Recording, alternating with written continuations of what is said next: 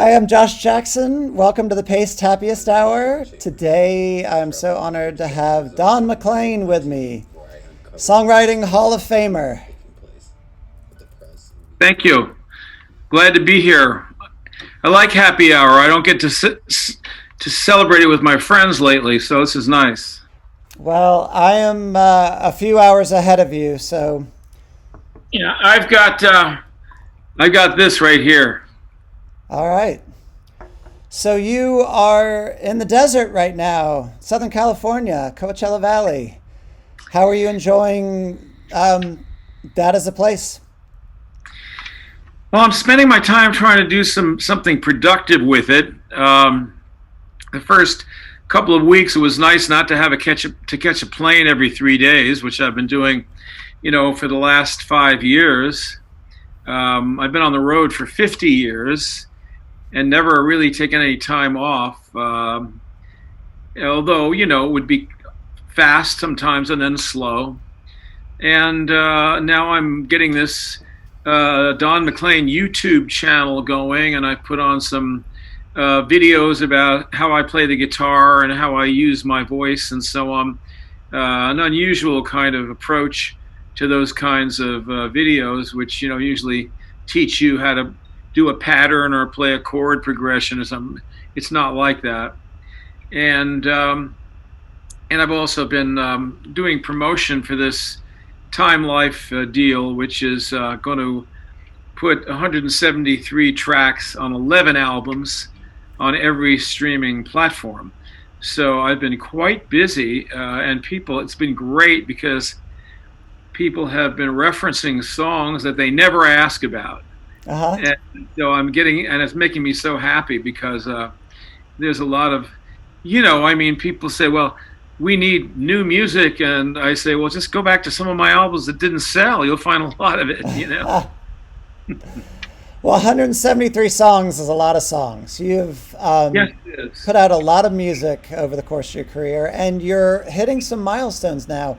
October will be 50 years since your debut album was released. Next year will be the 50th anniversary of American Pie. That's correct. Are you finding this a time to be looking back and reflecting on a lifetime of songwriting and traveling the world playing your music? I think basically, I always look back going forward. That's kind of what I do. I mean, even the songs I wrote back when I was starting, I was always yearning for something, and so I kind of look back moving forward. I think that's what I do. I kind of fuse old-fashioned popular music with early rock and roll and folk music. That's what I understand. I'm not good at learning things, but I am good at absorbing things. I'm instinctive about a lot of stuff, so I know how to write a pretty melody but make it rock. And that's hard to find now. You don't really hear songwriting that does that. Hmm. Well, you're going to play us some music today. What are you going to play first for us? Well, this is from an album I haven't released yet of songs that I did not write, and it's a song called Doggone, Lonesome that was written by Johnny Cash for Ernest Tubb. And I'm a big I like Ernest Tubb. I mean, I like so many people. I could just, but they're usually pre-1970, Uh-huh. all the way back to the 30s. So I'll play this for you now. Doggone Lonesome. Well, I do my best to hide this low-down feeling. I try to tell myself there's nothing wrong. But they're always asking me about you, darling. Hurts me so to tell them that you're gone. If they asked me, I would be denying that I have been unhappy all along. But if they heard my heart, they'd hear it crying. Where's my darling? When's she coming home? Well, I ask myself a million times what's right for me to do. Try to lose these blues alone or hang around for you.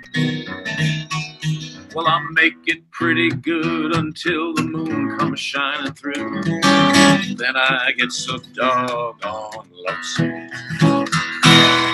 Time passes slowly when you're waiting. Sometimes I think my heart is stopping too. One lonely hour takes forever. 60 minutes more to wait for you. Well, I guess I'll keep on loving you forever, 'cause I believe that loving you is right. I don't care if the sun don't shine tomorrow. I can't have you by my side tonight. Well, I guess I'll keep on loving you, 'cause true love can't be killed. I probably should forget you. I guess I never will. Well, I could have had those others, but I know I'd miss you still. Then I get so doggone lonesome. Doggone lonesome.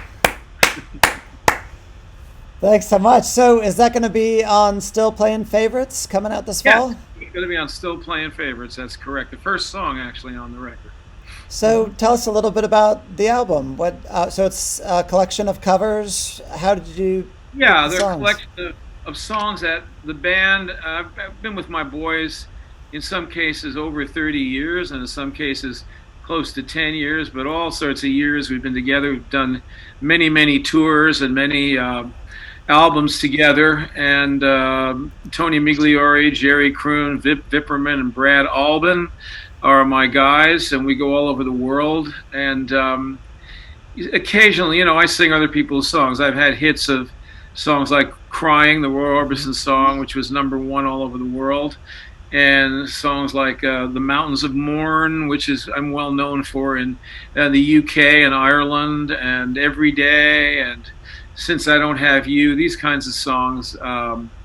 And I think when people start seeing these and listening to these 173 tracks, they're going to find a lot of songs that I've sung that were written by other writers, as well as many songs of my own that they have not heard before.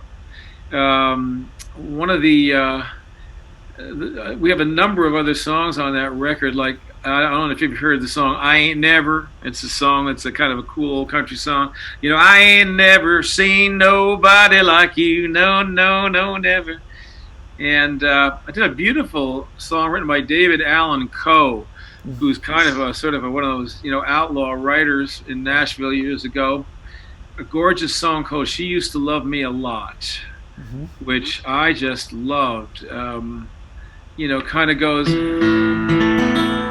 little bit like this. I saw her through the window today. She was sitting in the Silver Spoon Cafe. I started to keep going, but something made me stop. She used to love me a lot. She looked lonely and I knew the cure. Old memories would win her heart for sure. I thought I'd walk on in and give it my best shot. She used to love me a lot. She used to love me with a love that wouldn't die. Looking at her now, I can't believe I said goodbye. It would only take a minute to turn back the clock. She used to love me a lot. It goes like that, That's great. So, how did you pick these songs? It sounds you're naming a couple of country artists here. Has that been a love of yours? I hear a song that I like, and I just decided it suits me. It's like an actor will read a script and say that's me. I can do that.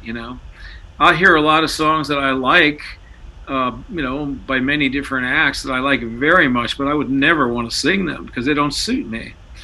I liken it to an article of clothing or a pair of shoes or the right hat or something. It's you, and it presents you in the way that you want to be seen. So I think a lot of people make mistakes by singing songs that they got no business singing because they don't look good doing it, and they don't carry it off well. So I sing what I know, and I write what I know.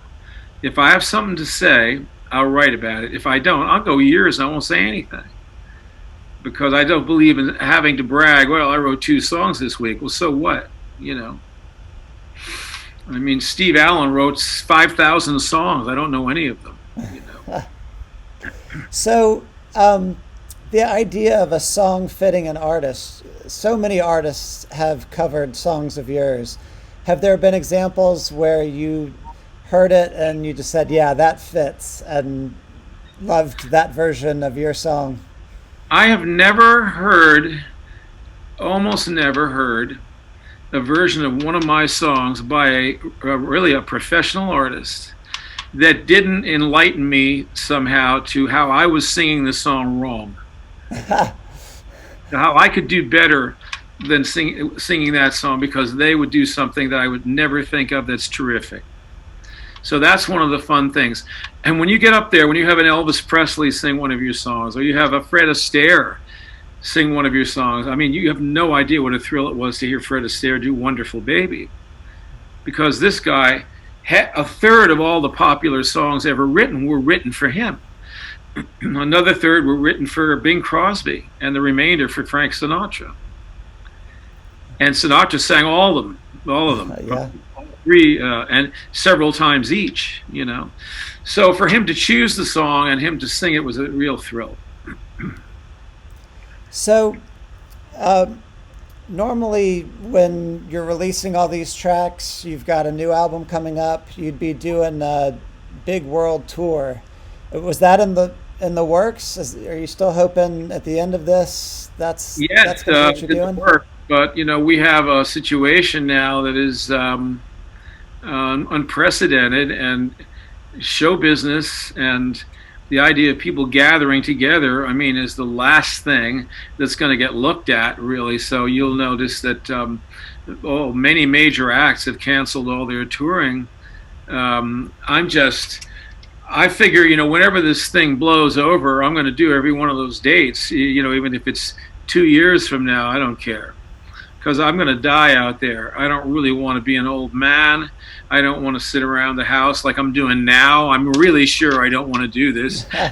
Having a dose of it now, it's going to make me very happy once I can get out there again. But I've always loved it, and love my audience. And so, there's an Australian tour, there's a British tour, there's an Irish tour, there's a European tour, and there's an American tour, all with in the U.S. one promoter. That's all for 2021. So we'll see what happens. We will. Well, here's hoping. The idea of getting back and seeing live music is, on one hand, it's hard to imagine when we get there, and on the other hand, I just can't wait because I miss it so much. Well, I've been thinking about this situation, and unfortunately, right now, it seems to me the entire country is on a ventilator. Not just sick people. The United States is on a ventilator, and the oxygen is the money coming from the Federal Reserve. If we didn't have trillions of dollars pumped into this economy, which is basically stillborn at the moment, there was no chance of this coming back to life for a hell of a long time. So we're on a ventilator, a money ventilator, and we're buying time to try to get a treatment or, God willing, a vaccine, which will put this in the rearview mirror. But I'm studying this and thinking about it, and I'm very sad for the young people who are just starting out looking at this kind of a situation. That you get through college and you graduate and you're out there, and what do you know? You got a brand new United States where everybody stays home and wears masks. I mean, that's depressing. for young people who have their goals and but the good thing is that we have the internet as a fallback, so that 50% of our economy is going to be working no matter what. And that 10 years ago, we wouldn't have had that. So we're very lucky. Well, so glad to have you here on the show. What are you going to play next for us? Well, I guess I'll do a little American Pie for you. Oh, fantastic. Just a little bit. I got to say that this first part, I won't sing the whole thing, but this part starting out from the beginning, right through the day the music died, was written and sung, was just sung right into a tape recorder, almost like a genie that came out of a bottle. And that's when I started getting all excited about the fun I was going to have with this. So this part was written in one moment. Long, long time ago, I can still remember how that music used to make me smile. And I knew if I had my chance, I could make those people dance. Maybe they'd be happy for a while. But February made me shiver with every paper I delivered. Bad news on the doorstep. I couldn't take one more step. I can't remember if I cried when I read about his widowed bride. But something touched me deep inside the day the music died. So bye-bye, Miss American Pie. Drove my Chevy to the levee, but the levee was dry. Them good old boys are drinking whiskey and rye, singing this'll be the day that I die. This'll be the day that I die. Did you write the book of love? Do you have faith in God above? If the Bible tells you so. Now do you believe in rock and roll and music save your mortal soul? Can you teach me how to dance real slow? Well, I know that you're in love with him, 'cause I saw you dancing in the gym. You both kicked off your shoes. Stick those rhythm and blues. I was a lonely teenage drunken bug with a pink carnation and a pickup truck. But I knew I was out of love the day the music died. Started singing bye-bye, Miss American Pie. Drove my Chevy to the levee, but the levee was dry. Good old boys are drinking whiskey and rye, singing this'll be the day that I die. This is a lot more, but happy hour song. That's so great. So when you wrote that, was there any thought there's no way that an 8.5-minute song is going to get played on the radio? Was there any pushback? I never thought about the radio. I wasn't in show business. Mm-hmm. I was into my own world of creating these songs and these ideas. And as long as I had it on an album, there was an album I loved, I was satisfied. I was perfectly happy with that. What happened was that United Artists cut it down and used the chorus and made a #1 record out of it, and lickety split, And so then they put one side out and then the other side on the jukeboxes, so you had to play it twice. Uh-huh. And then people would started to call in and they said, well, we want to hear the whole thing. So they get the album and people had to go buy the album. So they play the album cut on the radio, top 40 radio. So that became #1. And I think what I'm very proud about is that it opened the door to Buddy Holly and bringing his music back. It was the reason why the Buddy Holly story, the book written by John Goldrosen, was able to be published. And the book was the framework for the Buddy Holly story, which was the movie. So American Pie brought Buddy Holly back, and Buddy Holly brought Don McLean to the American public. So it happened together. And many great things happened after that. One of them was that radio programmers started to realize that the folks out there wanted to hear this music again. Mm-hmm. They weren't going to be hustled off into, the 70s without going back and holding on to their 50s music. And so that led to another 20 years of stations that want to hear this kind of music. It's still the greatest music ever made. The Buddy Holly, Elvis Presley, the Everly Brothers, Little Richard, all of them, they're the best there ever were.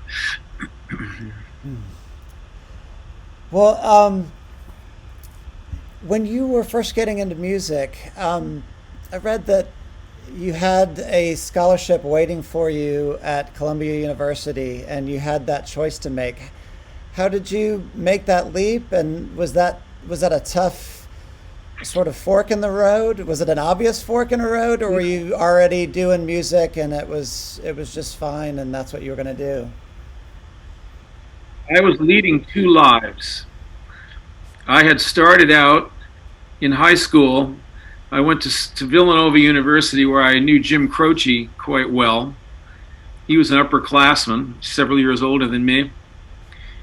And I lasted 3 months. I wanted to go out and sing. I wanted to sing. I didn't want to go to college. But, I did that for about a year, and I had a manager, I had an agent, I was learning all about how the business worked. It's a mysterious business, in those days. It wasn't Rolling Stone magazine or Cream or any of these magazines. It was all a complete mystery. And I found my way in a very roundabout way, and I ended up in Harold Leventhal's office, which managed all these great acts. One called the Weavers, that were my favorite folk group, and I got there because I would call them when I was 15 on the phone and talk to Fred Hellerman and Lee Hayes and Eric Darling, and I love these people. I love them still. It became like family to me.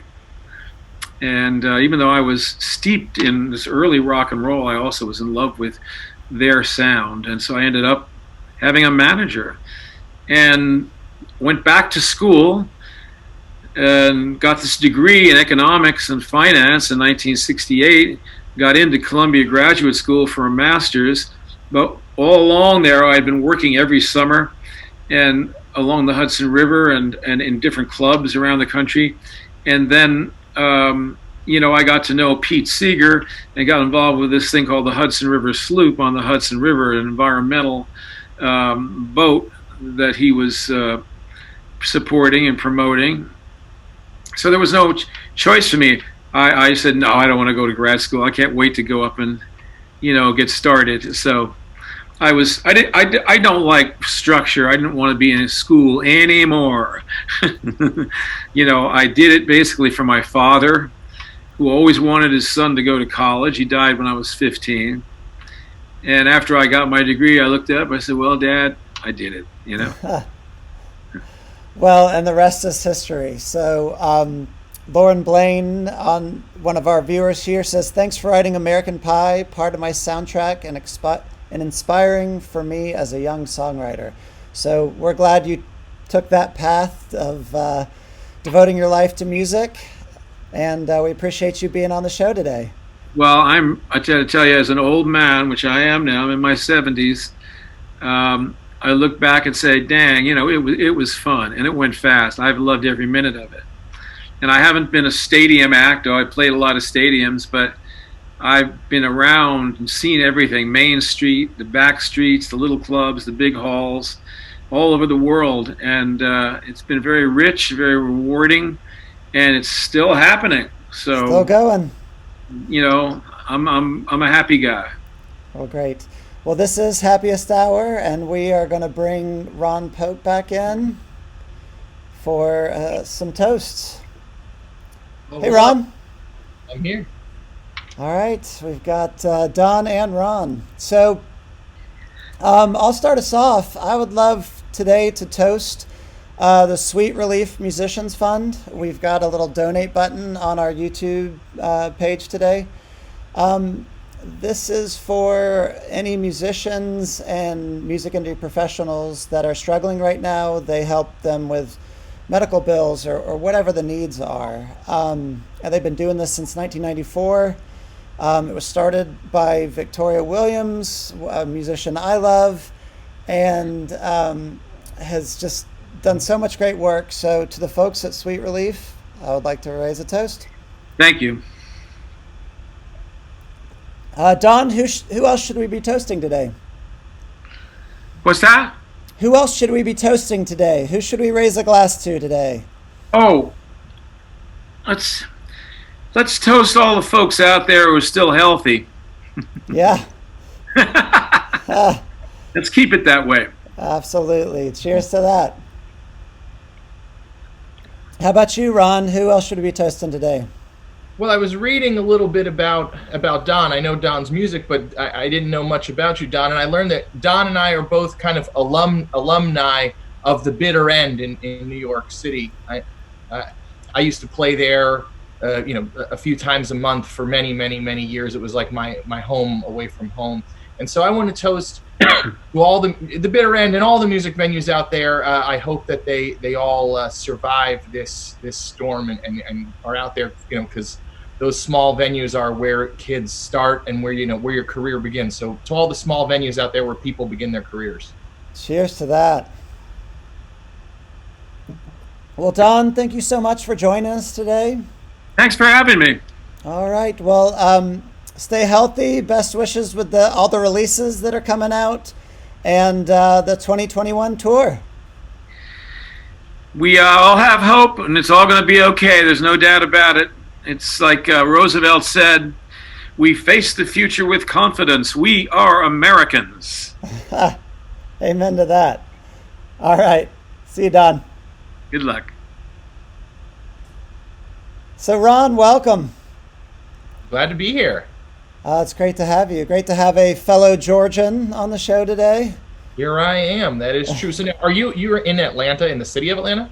I'm in Decatur. Grew up in Dunwoody, so Okay. I know you were in Marietta.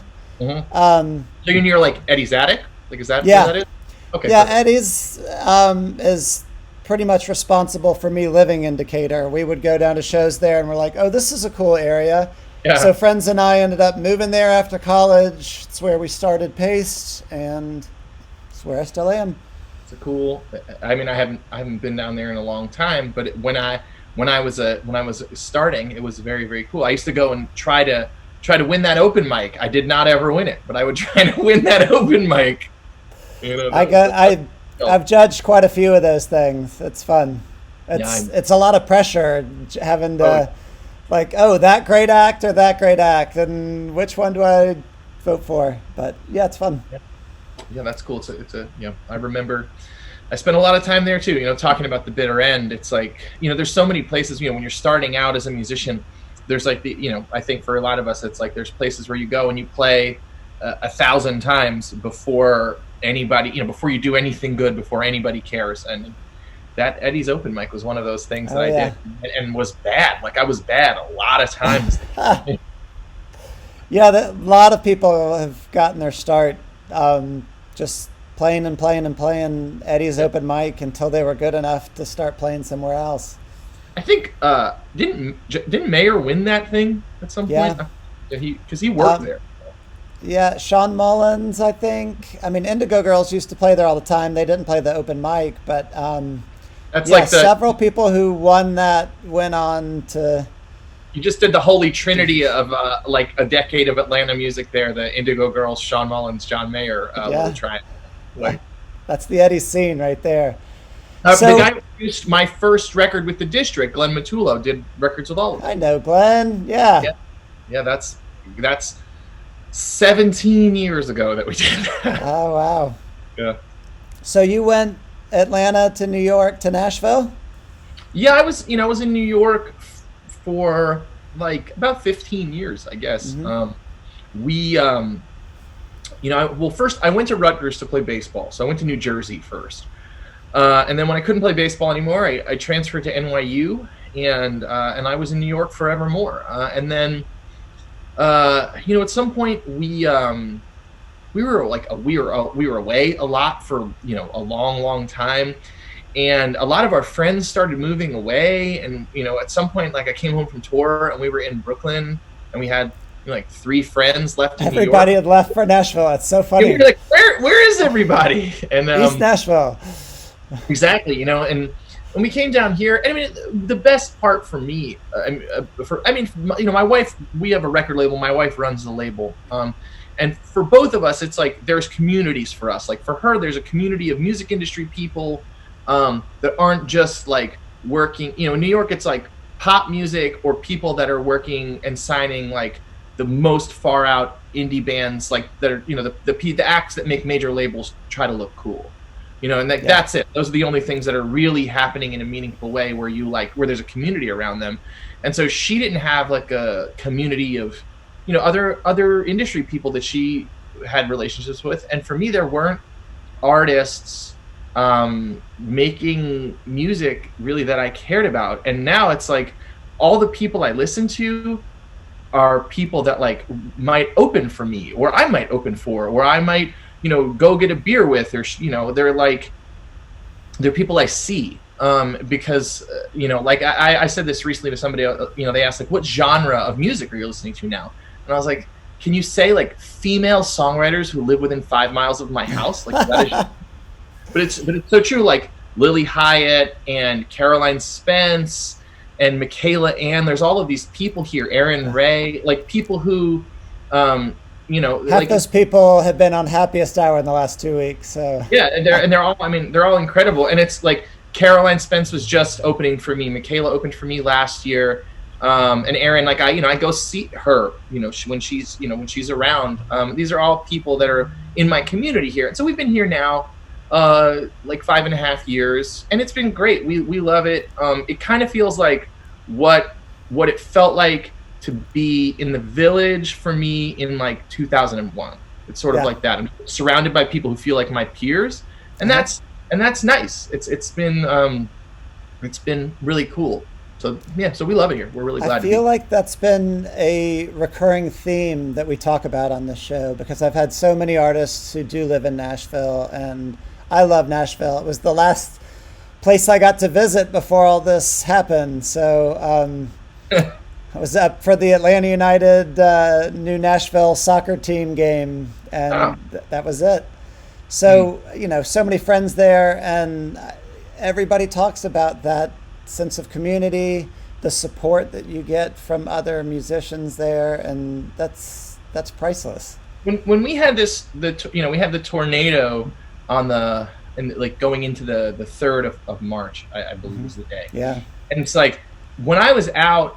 Like at one point, I went out with Lauren Morrow, who is an Atlanta artist who has moved here, and so her husband and guitar player Jason and I were standing on a roof together, and it's like and we're helping put a tarp on this roof, and you could see like other musicians that we know like walking down this street just in front of us. And I was like, this is my community. Like, here we are. Like, not only do we all live near each other, and not only do we, like, we're doing this, like, very non-musical thing even together. Like, everything is, we all see each other everywhere. I'm on a basketball group text with, like, a wide variety. Jason's on there, and, we all meet and play basketball. It's all, like, guys like me, like, we're all, like, a little too old. Like, somebody gets hurt every time, basically. But it's like guys that like to play, and so we all get together, and every person in the group definitely owns like more guitars than they do pairs of shorts. It's like that kind of thing. Yeah. But and that's the cool part for me about being here. It's just like everything we do, we're all doing it together. So it's very much like the community is really driven by musical people. And I feel like in the last maybe 10 years that I was in New York, it's just like all this like big finance money and like outside, international investment real estate money came in, and all of a sudden there was no place to go. Like when my friends started moving to Williamsburg at like the beginning of the 2000s, you could get a bedroom in Williamsburg for like $300 or something, $400. And then it was like when we moved away, like one bedroom was like $4,000. It was like crazy. And all the venues were gone because they got turned into, luxury offices. Yeah, exactly. So I just like, and I love New York, and I have fond memories of it, and love to be there and love to play there and stuff. But at this stage in our life, it's really, it's cool to be here. We love being in Nashville. It's really, really cool. I'm happy to be here. All right. Well, I'd love to hear a song. You've got a new album out. We got to get to the music here. Yeah, there was a tornado, then I put out an album, and then there was a plague. So I think maybe I'm gonna stop releasing music before like locusts coming. So yeah, I do have a new album. It's called Bone Structure. It came out in March, really right the week of the tornado, which was a bummer. So I'll play you. This is a song. It's called Wait and See, and this is a song about, they always ask kids, what do you want to be when you grow up? And this is kind of about my cousin and I. He was in the Marines, and each of us kind of realizing, our journey was going to be a little more circuitous than saying, I want to be such and such, and then ending up there, and kind of coming to terms with the fact that that's okay. So it's called Wait and See.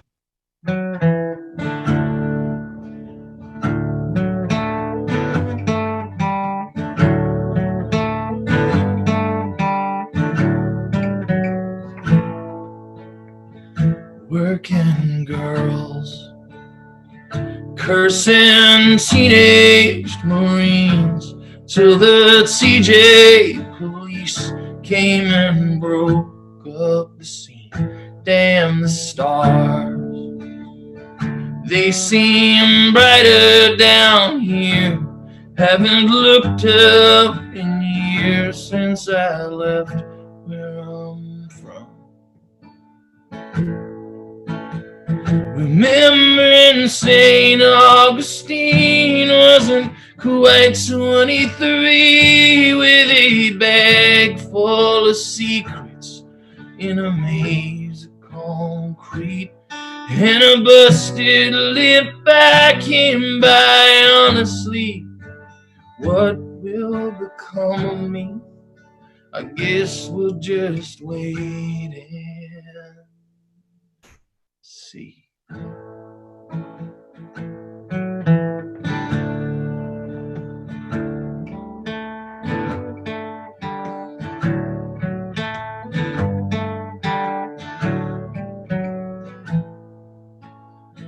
Headed south and said not us again.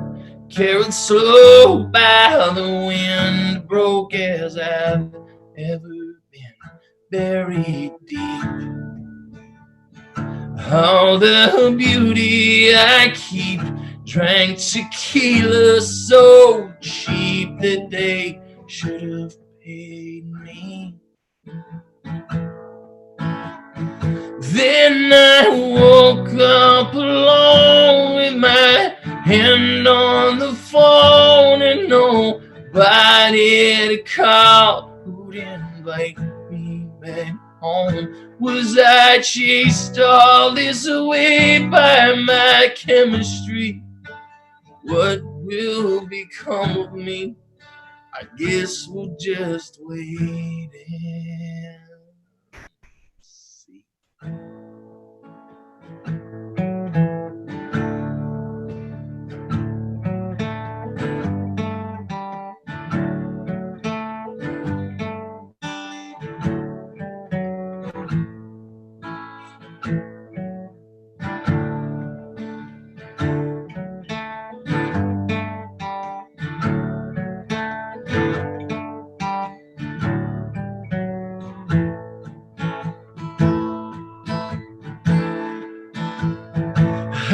come down off the cross. Sometimes we all get lost. I'm so sick of myself, can't afford what it costs to be drowned in a sea of my memory.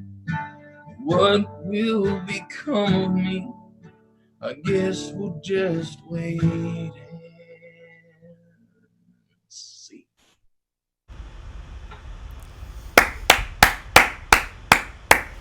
Thank you. Oh, thanks for playing that. That is one of my favorite songs off the new album. So, Oh, thank you so much. That's I great. appreciate it. so the other big change besides moving from New York to Nashville is you are a daddy now. This is the first album out as a father. Yeah.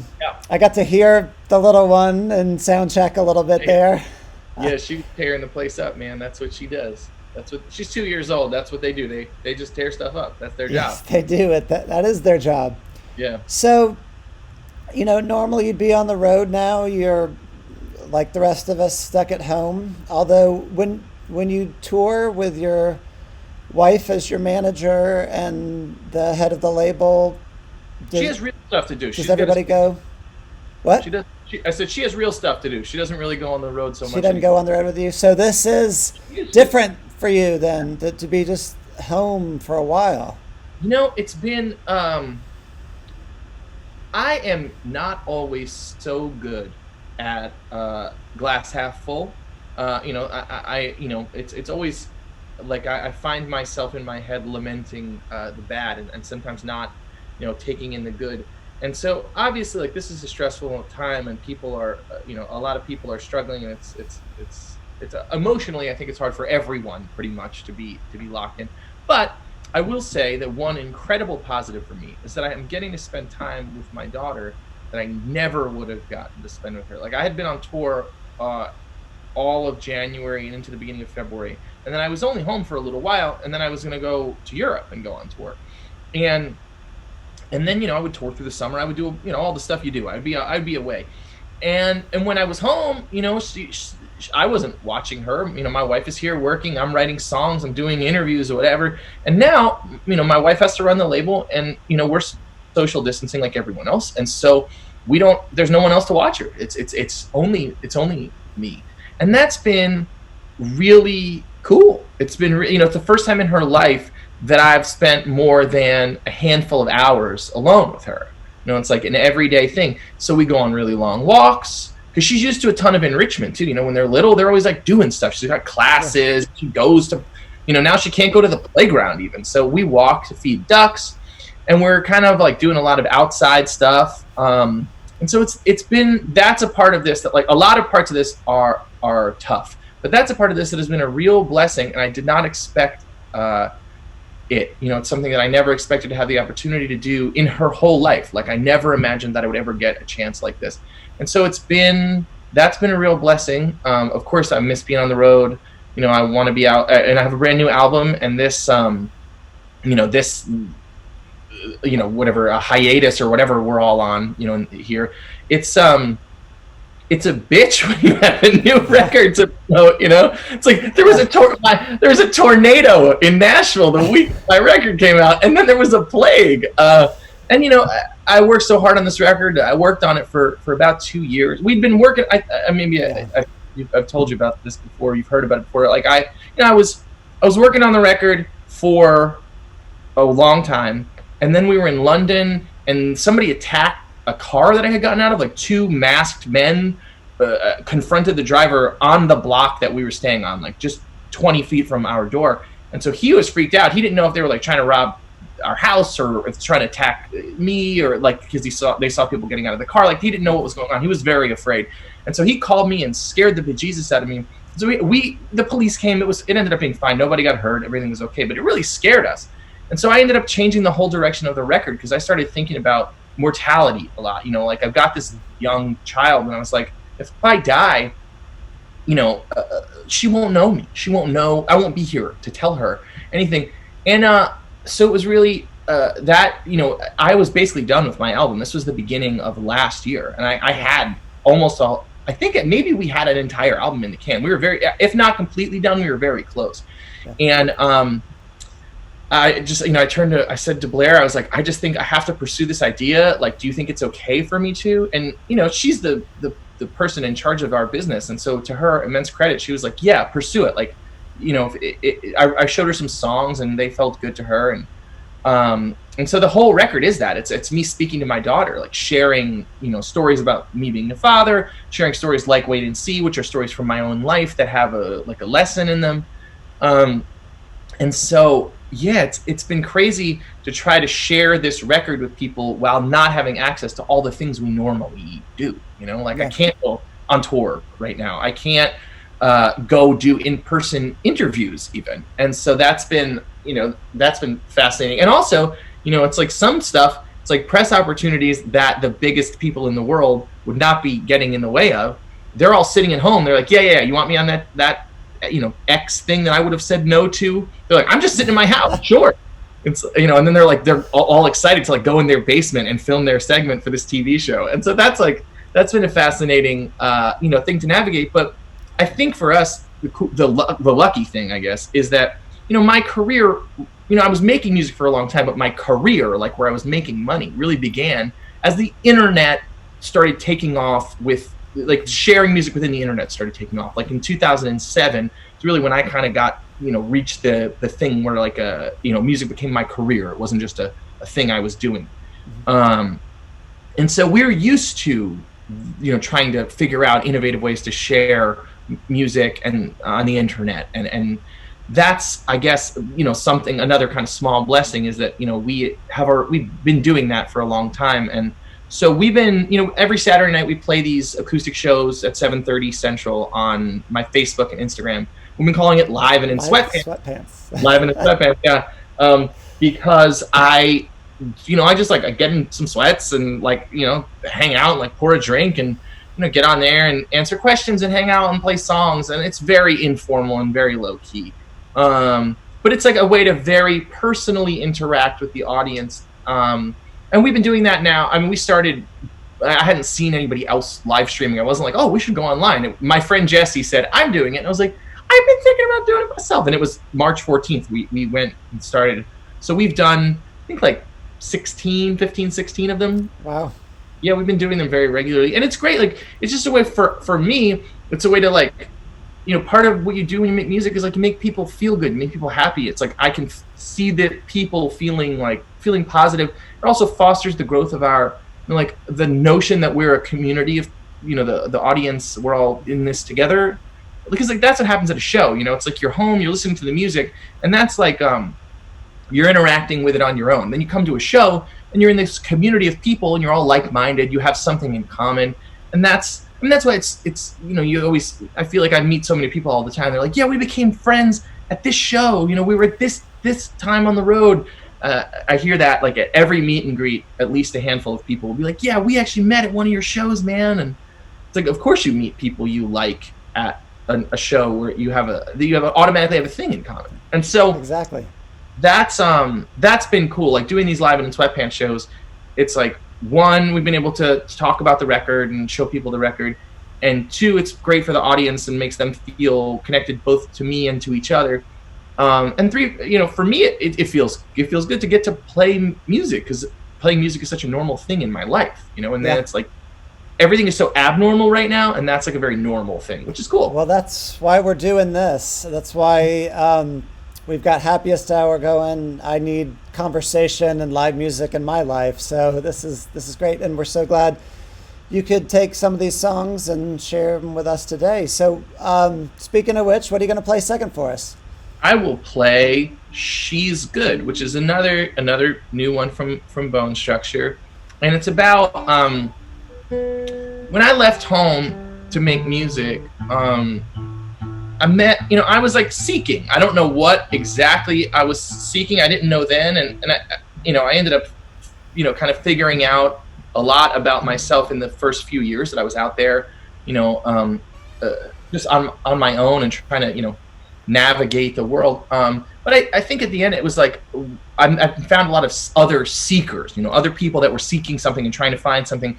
And so the song She's Good is about a girl that I knew in that time, but really it kind of captures the essence of all of the people, you know, that I knew in that period of my life. All of us were, you know, seeking different things, but we were all seeking, and that was a really special time for me. And so this is about someone, but it could be about all of those people, and it's about like this kind of, it's like this little Polaroid of this time in my life when I was trying to find all of the answers, because I had none of the answers, and now I have some of the answers, maybe. At least I think I do. I don't know. I'm somebody's dad, so I better know at least something by now. Yeah. And so this is She's Good.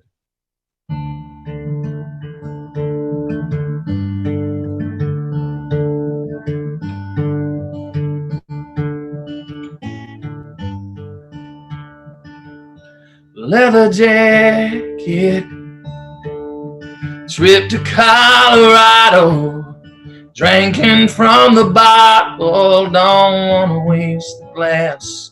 In the morning, I pray she'll still be with me, like the remnants of this whiskey she'll keep clouding up my mind. She wrote letters to the orphanage the year that she aged out. Came to town to pass the weekend and then never turned around. I was 16 and a half years old, did what she said I should. Yeah, she's good. I kept wondering, singing about my mother, trying to call my brother, leaving messages at home. Despite my blessings, I felt hemmed in by the city, like a bird trapped in a chimney, always crashing into walls. And when I got back home to Georgia, she was nowhere to be found, till she sat right down beside me and said I should buy the next round. I would cry, but I think first things first, I'll probably knock on wood. Yeah, she's good.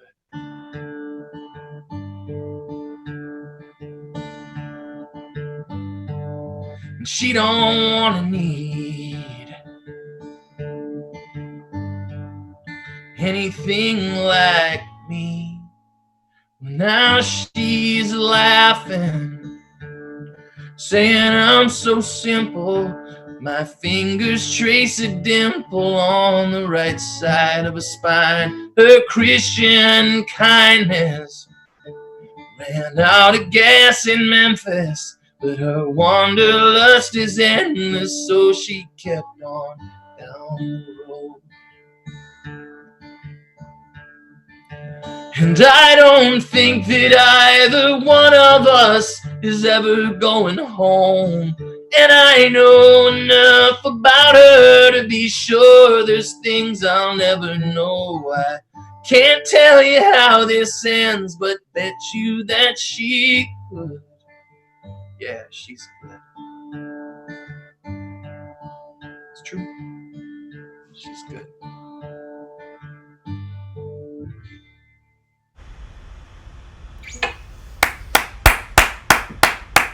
Thank you. Ron, this is so much fun. Thank you so much for coming on here today. I'm so glad to get to do it. That's like, you know, it's good to have some of the normal things in our lives occasionally. In a time of so much abnormality. There's so much weird every day of my life right now. So the last question we like to ask on the show is, what is the one piece of art that is helping get you through this? Whether that's just entertaining TV show, a book, other albums, what are you spending your time on right now? Oh my goodness. Oh, that's so hard. Just one thing.